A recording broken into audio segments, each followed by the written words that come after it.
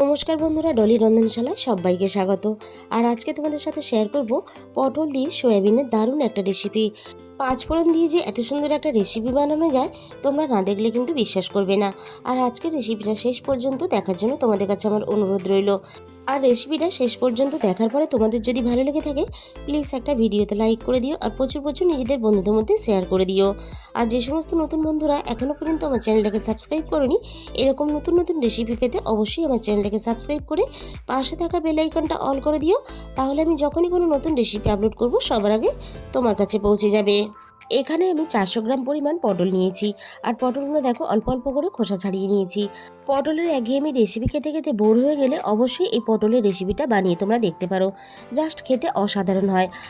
আর এই রেসিপিটা যেমন গরম গরম ভাতের সাথে খেতে ভালো লাগে, তেমনই কিন্তু লুচি, পরোটা, রুটি সব কিছুর সাথেই তোমরা খেতে পারবে। আর তোমাদের আরও একটা অনুরোধ করব, রেসিপিটা কেউ স্কিপ করে দেখো না। তাহলে আমি প্রথম থেকে শেষ পর্যন্ত যে মশলা দিয়ে বানিয়েছি, একটা মশলা যদি মিস হয়ে যায় তাহলে রান্নার স্বাদটা কিন্তু আমি যেভাবে বানিয়েছি সেরকমটা হবে না। এই রান্নাটা কিন্তু আমি সিদ্ধ আলু দিয়ে করব। এই রান্নাটা সিদ্ধ করা আলু দিয়ে করলে তাহলে কিন্তু খেতে বেশি টেস্টি হয়। আমি আলুগুলো দেখো হালকা একটু অল্প করে ভেঙে নিলাম। এবারে তাহলে রান্নার দিকে যাওয়া যাক।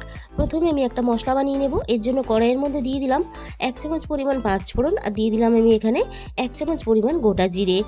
এবার আমি হালকা আছে নাড়াচাড়া করে পাঁচফোড়ন আর জিরে একসাথে ভেজে নেব। খেয়াল করবে পাঁচফোড়ন আর জিরে একেবারে পুড়ে না যায়।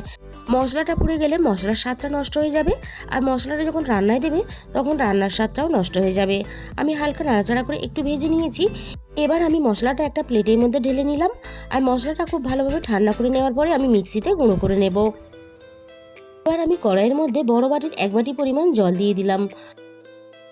জলটা হালকা উষ্ণ গরম হয়ে গেছে। এবার আমি এখানে 100 গ্রাম পরিমাণ সয়াবিন দিয়ে দিলাম।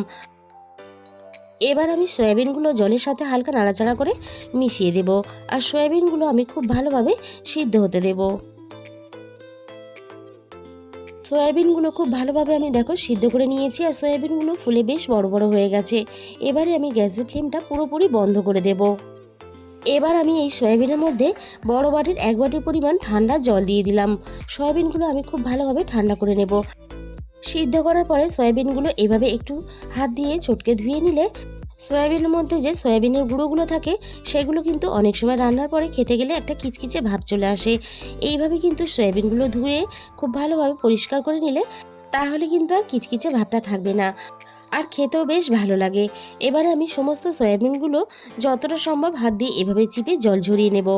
আর এইভাবে আলু পটলের সাথে সয়াবিন দিয়ে রান্না করলে এতটা টেস্টি হয় যে যারা সয়াবিন খেতে পছন্দ করে তারা তো খাবেই।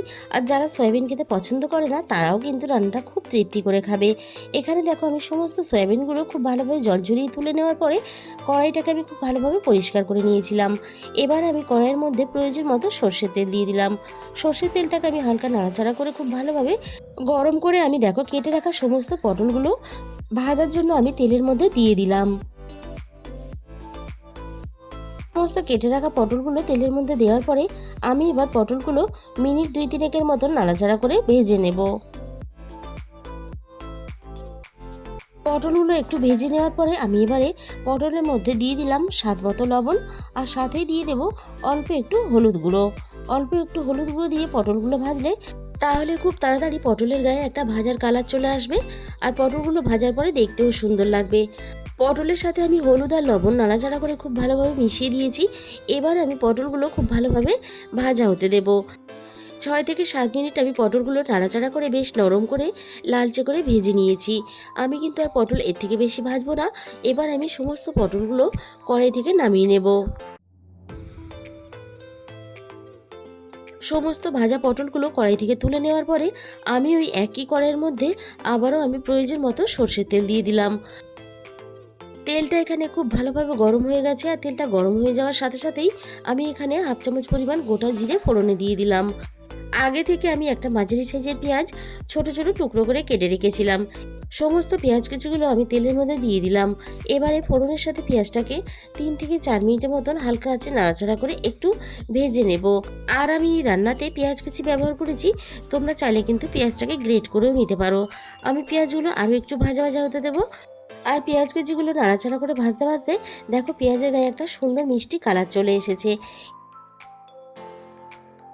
এবারে আমি পেঁয়াজের সাথে দিয়ে দিলাম প্রয়োজন মতো রসুন বাটা, আর সাথেই আমি এখানে দিয়ে দেব প্রয়োজন মতো আদা বাটা।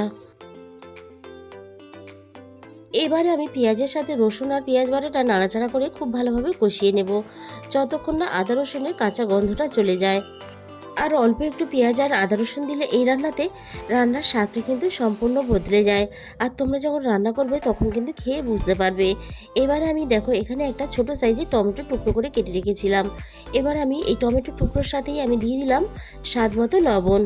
আর টমেটোর মধ্যে লবণ দিয়ে নাড়াচাড়া করলে তাহলে টমেটোটা খুব সহজেই কিন্তু নরম হয়ে যাবে। আমি টমেটোটা নাড়াচাড়া করে একটু নরম করে নেব। আর টমেটোটা আরও একটু নরম হওয়ার জন্য আমি এখানে মিনিট 2 মতো গ্যাসের আঁচটা একেবারে লোতে দিয়ে আমি ঢাকা দিয়ে দিলাম। 2 মিনিট পরে আমি কড়াই থেকে ঢাকাটাকে সরিয়ে নিলাম। আর দেখো টমেটোটা বেশ অনেকটা নরম হয়ে গেছে। এর থেকে বেশি আর নাড়াচাড়া করে নরম করার দরকার নেই, কারণ রান্নাটা হতে হতে টমেটোটা সুন্দরভাবে কিন্তু গলে গিয়ে রান্নার সাথে মিশে যাবে। তাই আমি আর এখানে বেশি নাড়াচাড়া করলাম না। এবার একে একে মশলাগুলো দিয়ে দেব। আমি এখানে দিয়ে দিলাম 1 চামচ পরিমাণ হলুদ গুঁড়ো, আর দিয়ে দিলাম আমি এখানে হাফ চামচের একটু বেশি ঝাল লঙ্কার গুঁড়ো। ঝালের পরিমাণটা অবশ্যই নিজেদের মতন করে ব্যবহার করবে। আর রান্নাতে একটা সুন্দর কালার আসার জন্য আমি এখানে দেখো 1 চামচ পরিমাণ কাশ্মীরি লঙ্কার গুঁড়ো দিয়ে দিলাম। এবার আমি পেঁয়াজের সাথে সমস্ত মশলা খুব ভালোভাবে নাড়াচাড়া করে কষাতে থাকবো, যতক্ষণ না মশলা থেকে সম্পূর্ণ তেলটা ছেড়ে যায়। আমি দেখো মশলা খুব ভালোভাবে এখানে কষিয়ে নিয়েছি, আর মশলা থেকে সুন্দরভাবে কিন্তু তেলটাও ছাড়তে শুরু করে দিয়েছে। আর মশলাটা ঠিক এরকম সুন্দর করে কষিয়ে নেবে, তাহলে কিন্তু রান্নার স্বাদটা আরও বেশি ভালো হবে।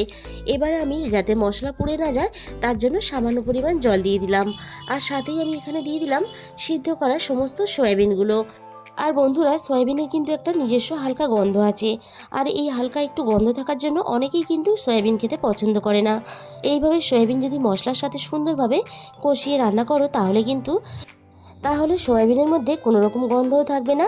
আর এইভাবে আলু পটল দিয়ে সয়াবিন রান্না করলে এই রান্নার স্বাদ কিন্তু একেবারে চিকেনের স্বাদকে হার মানিয়ে দেবে। সয়াবিনটাকে কষিয়ে নিয়ে এবারে আমি কিছুটা কাসুরি মেথি হাত দিয়ে এইভাবে গুঁড়ো করে দিলাম। আর এই রান্নাটা অল্প একটু কাসুরি মেথি দিয়ে করলে রান্নার টেস্ট যেমন দুর্দান্ত হয়, আর ফ্লেভারটা জাস্ট তোমাদের বলে বোঝাতে পারবো না। আমি যেহেতু এই রান্নাটা করছি এখন, তাই আমি এটা অনুভব করছি। তোমরা যখন এইভাবে রান্না করবে তোমরা তখন ঠিক এইভাবেই ফ্লেভারটা অনুভব করবে। আমি দেখো কাসুরি মেথিটা মিনিট 2-3 মতন সয়াবিনের সাথে নাড়াচাড়া করে একটু মিশিয়ে দিলাম। এবারে আমি সিদ্ধ করা আলুটা রান্নার মধ্যে দিয়ে দিলাম। এবার আমি আলুটা সয়াবিনের সাথে নাড়াচাড়া করে একটু কষিয়ে নেব। আর আলুর যে বড় বড় টুকরোগুলো আছে সেগুলো আমি কষানোর সাথে সাথে খুন্তি দিয়ে একটু নাড়াচাড়া করে একটু ভেঙে দেব। আর বন্ধুরা, তোমরা হয়তো পটল আর সয়াবিন দিয়ে রান্না করে খেয়েছো, তবে আমি যে পদ্ধতিতে রান্না করছি এই পদ্ধতিতে একবার রান্না করে খেয়ে দেখো। আমি তোমাদের গ্যারেন্টি দিয়ে বলতে পারি বারবার এই পদ্ধতিতেই রান্না করে তোমাদের খেতে ইচ্ছে করবে। আমি সব কিছু দেখো খুব ভালোভাবে কষিয়ে নিয়ে এবারে আমি এখানে পরিমাণ মতো জল দিয়ে দিলাম। জলের সাথে সমস্ত মশলা সব কিছু আমি একসাথে খুব ভালোভাবে নাড়াচাড়া করে মিশিয়ে দিলাম।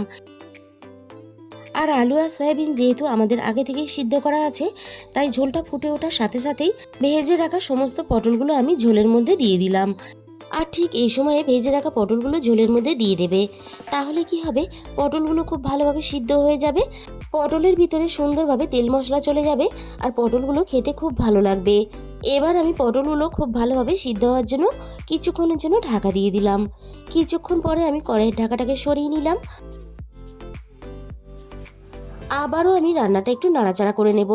আর বন্ধুরা, এরকম একটু ঝোল ঝোল রেখে রান্নাটা করবে, তাহলে ভাত বা রুটি যার সাথেই খাও না কেন অর্ধেকটা ঝোল দিয়েই খেয়ে ফেলবে। এবার আমি একটা পটল তুলে দেখে নেব পটল খুব ভালোভাবে সিদ্ধ হয়েছে কি না। পটল খুব ভালোভাবে সিদ্ধ হয়ে গেছে, এর থেকে বেশি আর সিদ্ধ করার প্রয়োজন নেই। এবার আমি এখানে রান্নার মধ্যে দিয়ে দেব 1 চামচ পরিমাণ গরম মশলার গুঁড়ো। এবার আমি এখানে দিয়ে দেব 5 ফোড়ন আর জিরাটা। দেখো ঠিক আমি এইভাবে গুঁড়ো করে রেখেছিলাম। আমি এবার 5 ফোড়ন আর জিরের গুঁড়োটা দিয়ে দিলাম। আর বন্ধুরা, তোমরা হয়তো পটল আর সয়াবিন দিয়ে যখন রান্না করো আলু ভেজে রান্নাটা করো, একবার এইভাবে সিদ্ধ করা আলু, অল্প একটু কাসুরি মেথি আর 5 ফোড়ন আর জিরের গুঁড়ো দিয়ে রান্নাটা করে খেয়ে দেখো। আমার মুখের কথা নয়, তোমরা যখন নিজেরা এই রান্নাটা করে খাবে তখন কিন্তু বুঝতে পারবে এর টেস্ট কতটা হয়। তাহলে বন্ধুরা, আজকে এই পর্যন্ত। আর তোমাদের মূল্যবান সময় দিয়ে রেসিপিটা শেষ পর্যন্ত দেখার জন্য তোমাদের সবাইকে অসংখ্য ধন্যবাদ।